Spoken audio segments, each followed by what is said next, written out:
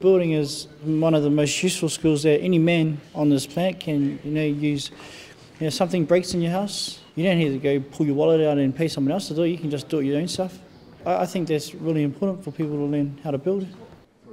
The building industry is constantly changing. It's one of the industries that possibly changes the most because there's always some bright spot coming up with some new kind of cladding system or some new kind of building products.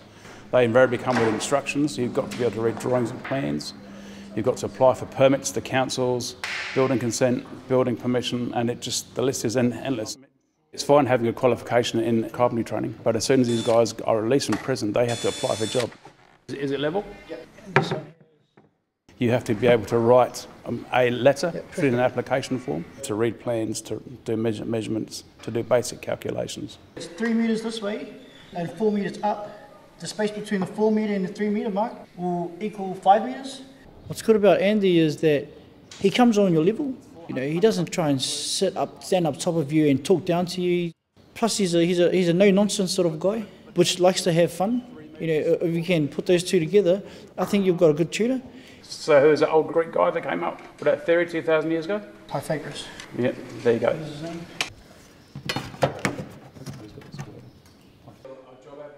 In 2011, I was asked to take part in a thing called Action Research, which is run by Waikato University, where we had to come up with one thing that you could improve in your workshop. What would it be?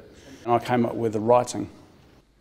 You can actually fill out a whole unit standard. You can pass an entire BCATs course with one-word answers in the unit standard or short answers. And I don't think that's sufficient enough. You should be able to apply for a job, resign from a job, do a quote, and you should be able to write clearly in sentences with full stops, capital letters, in paragraphs. I decided to see if I could improve their writing in a short space of time, which was about 11 weeks. So what I did is I gave them single words, nails, timber, glue, and there was some tests where they had to see if they could write a sentence using that one word, like, I have a pair of black boots.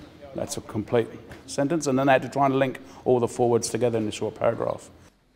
When I first started literacy and numeracy training, it was by stealth. But since we've become a bit more open, and these guys actually realise that literacy and numeracy helps, and so we've become a bit more open about it.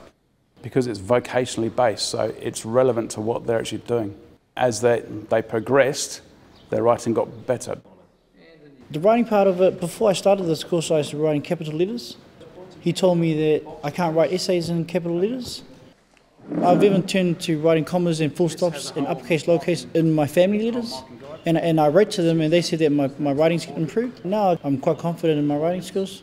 It's much, much better than when you first actually came. So the theory of what they do is pre-trade level, but as you can see, the practical stuff is way above pre-trade level.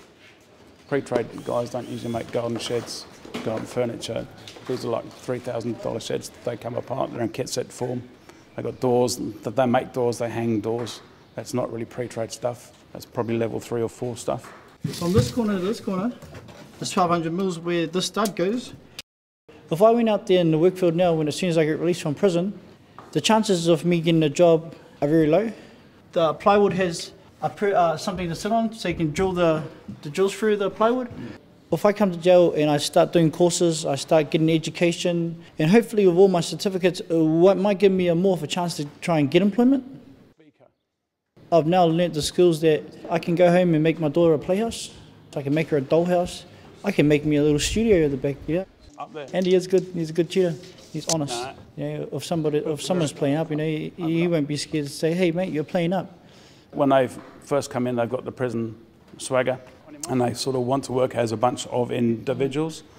But these big projects are designed so they've got to work as a team. Basically, it's about them taking control and getting a work ethic. And they pass and they go on to the refurb yard. They tend to do quite well outside.